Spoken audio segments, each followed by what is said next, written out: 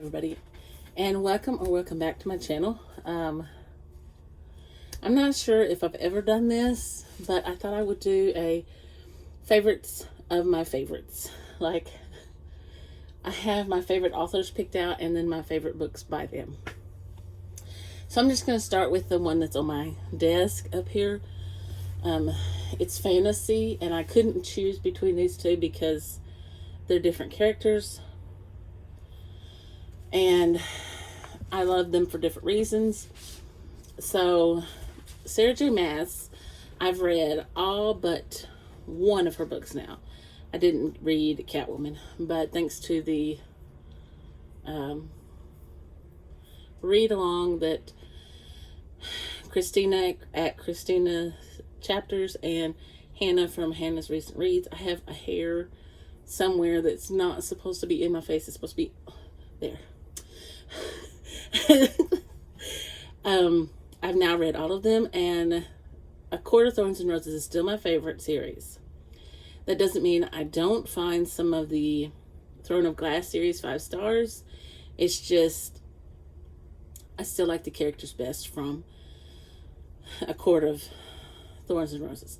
So A Court of Mist and Fury is my favorite book featuring Feyre, because I love the way her and Rhysand connect. I liked Rhysand the very first moment he stepped into A Court of Thorns and Roses. My sister said that when we would watch movies when I was younger, that I always liked the bad guy. A lot. So, there's a certain Chuck Norris movie, and the bad guy was my favorite. We watched Chuck Norris movies because my dad liked Chuck Norris. But A Court of Mist and Fury is my favorite of them. But then I couldn't choose it over A Court of Silver Flames because this book really helps you understand where Nesta was coming from. And I absolutely love her relationship with Cassian. Which couple do I love the most? It would be Rhysand and Feyre, but I also love Cassian and Nesta. But as I said, I've loved Rhysand since he stepped into A Court of Thorns and Roses. But that being said, both of these books are favorites. I just got back from a wedding shower.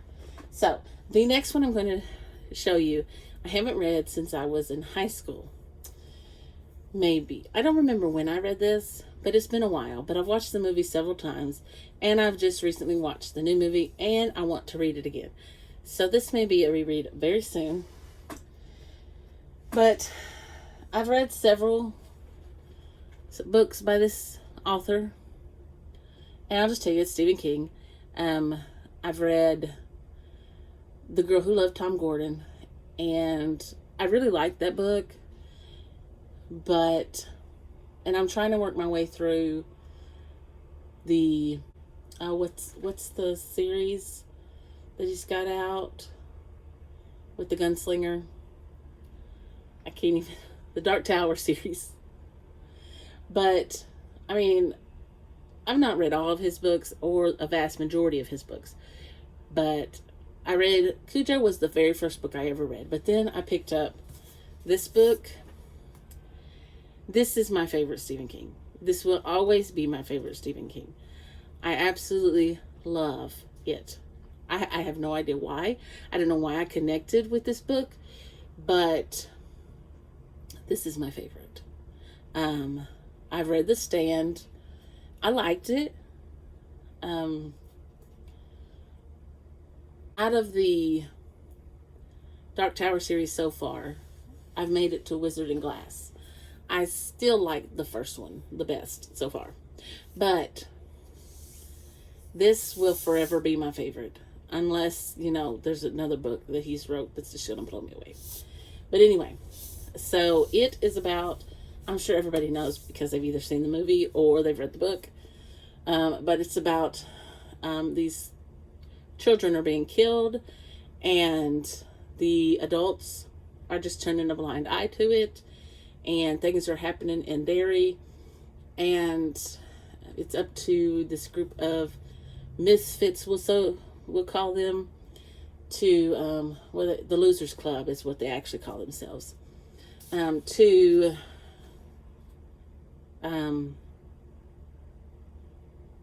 fix the problem, to find out what's going on. And so I love this book. Love it, love it, love it. So yes, it's time for a reread. And yes, this is a brand new copy because I didn't have it on my shelf, but it needs to get broke in. So the next one, I talk about this author so much in my videos.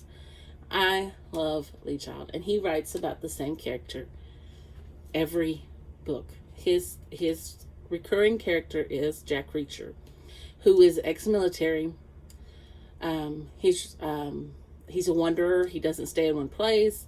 He doesn't own a house. He doesn't have a car. But and he always seems to find trouble, but he always rights the wrong. Whatever's done wrong where he's at, he makes it right. So this one is about a small Wisconsin town, and he sees a class ring, and this class ring belonged to somebody.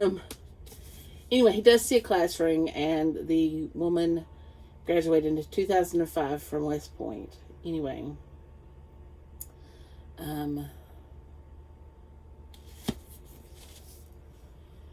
Jack Reacher is just a wonderful character, and I have several books that I need to start reading that have him in it.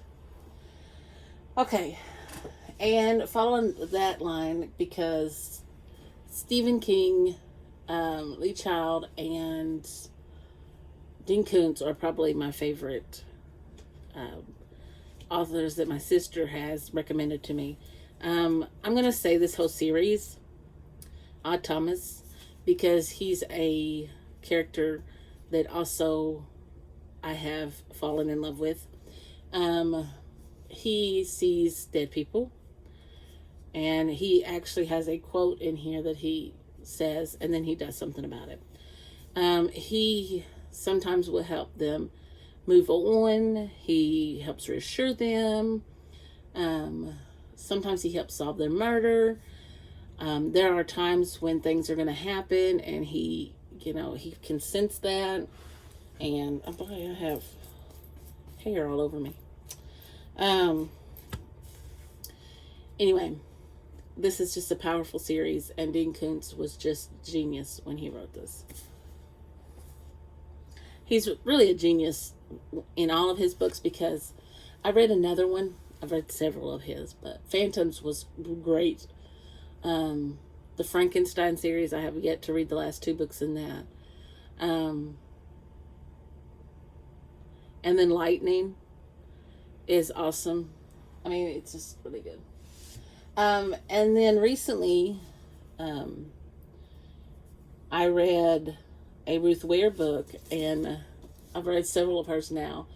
I have one on my shelf that I have not, well, I have 2 that I've not yet read. I've not yet read, I have read. I've only not read one. I haven't read In a Dark, Dark Wood. But The Woman in Cabin 10 is probably my favorite. So I'm just going to read the little clip of the synopsis. In this tightly wound, enthralling story, reminiscent of Agatha Christie's works, Lo Blacklock, a journalist who writes for a travel magazine, has just given the assignment of a lifetime. Has just been given. A week on the luxury cruise with only a handful of cabins. The sky is clear, the water's calm, and the veneered select guests jovial as the exclusive cruise trip, the Aurora, begins her voyage in the picturesque North Sea. And so she thinks somebody's been thrown overboard, and she insists that there's somebody in that there was somebody in cabin 10, and they're all telling her that there wasn't somebody in cabin 10. And anyway, so then she has to escape. And anyway, so then I'm going to move on to Riley Sager. I've read all of his books that he has out, but Home Before Dark is still probably my very favorite.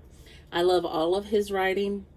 I believe I did start with I'm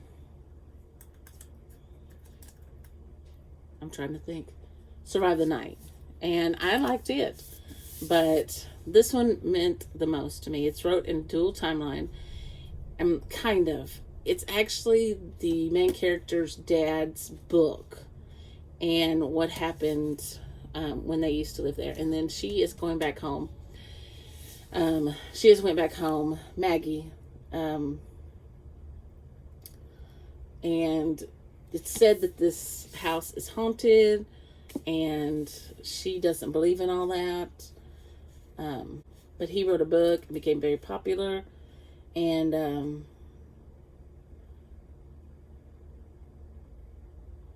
she inherits the house, but things start happening. But there's always,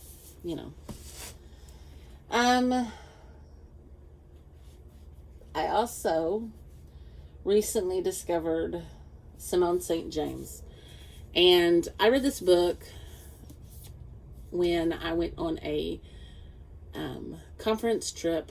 I was staying a couple nights in a hotel, and I was reading this book, and it scared me.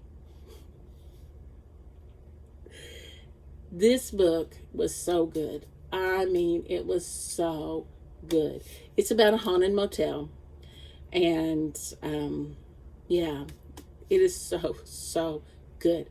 A woman went missing, and then her niece later turns up and is trying to live the way her aunt did to try to see if she can find out what happened. So, and I loved this book, and it really made me. I had already read one book by her, I believe, and then I picked this one up. Yeah, and that was all it took. So we're going to turn the tables a little bit, talk about Francine Rivers. She's a new favorite, and this has to be my very favorite book so far. I've only read 3 of her books, and 2 of them are in a series, the Mark of the Lion series, but this was the first book I read, and this is a retelling of Hosea's story from the Bible, and it is just a beautiful love story, and it is also kind of, you could compare it to God's love for his people, his church. So it really touched my heart, and I absolutely fell in love with the writing. She's just an absolute, her writing is just absolutely beautiful. And so if I have to read romance, I would rather read her romances. So now we're going to go into another mystery writer. I have 2 more books. One's a classic, and I guess you could call this one classic too, because but we're talking about Agatha Christie. This is my very favorite book she's ever written, and Then There Were None. And I don't know that it's because I think it's head and shoulders above every other book she's ever written. This is just special to me because I taught this book for several years, for a couple years actually, when I taught 6th grade, before when I was teaching reading. When I did my student teaching, the teacher that I was teaching under, she allowed me to help her, and we also made a bulletin board together with it. Then the next year when I got hired on, I taught this book. and I got to work with my friend, and we were working together. She was teaching as well. I don't think, maybe we were already departmentalized that year. Anyway, I taught this for a couple of years, and I absolutely love this book. It teaches intrigue. It teaches her plot is just so amazing, and her writing is wonderful. I love Agatha Christie. She is the queen of mystery, and that is why so many people pattern their books. There's so many people coming out with books that are patterned like And Then There Were None. But this is the best, I'll tell you. I like them. You'll see me read every one of them. I read One by One by Ruth Ware. Loved it. I read, what's that other one? What's that other one? Oh my goodness, can't think. Oh, no, that's not it.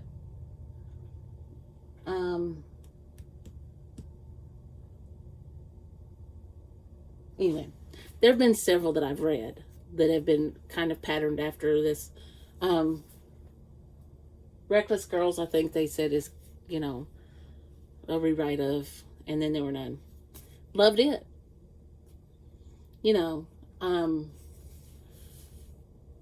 But Agatha Christie's Agatha Christie. So, yes, I do love this book. And it just means so much to me because it's how I started teaching. So, and the last one is probably, it has to be my very favorite classic. And it means something because of high school. I read Jane Eyre by Charlotte Bronte when I was a senior. And I also read Wuthering Heights. Sorry, my husband came in. Now the dogs are going to bark. Hey! Okay. So, anyway, Jane Eyre by Charlotte Bronte. I read this in high school when I was a senior, and I was in advanced classes, if you can believe that. And I also read Wuthering Heights, and I studied a lot about the Bronte sisters and their use of supernatural in their writing, and that include the other Bronte sister, Emily, I believe is her name, and mysticism, like, I would say more supernatural than anything, and how, I don't want to give anything away, so I'm not going to say anything, but anyway, and I wrote a paper, and I loved my English teacher. I had her in 10th grade, and then I had her again for 12th grade, because we were in the AP classes, and she liked my paper so much, she requested that she keep it. In fact, I was upset because everybody got their paper back and I didn't get mine back. So I went and saw her. I went to see her after class one day, and I said, I didn't get a paper back. And she said, well, I would really like to keep yours. And of course I had made an A, or she wouldn't have wanted to keep it. But I love the writing that Charlotte Bronte has in this book. And whether it's a one-hit wonder or not, I don't care. This book is amazing. Wuthering Heights is amazing. To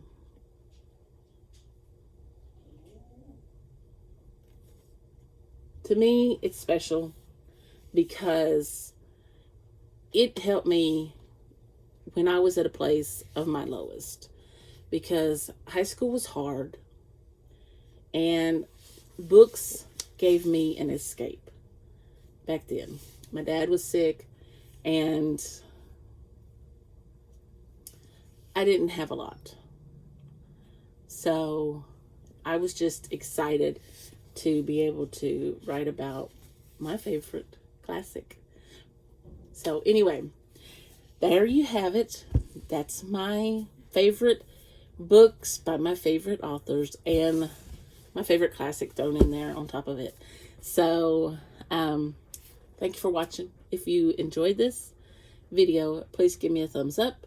And if you want to see more from me, hit that subscribe button down below, and I'll see you in the next one. Bye for now.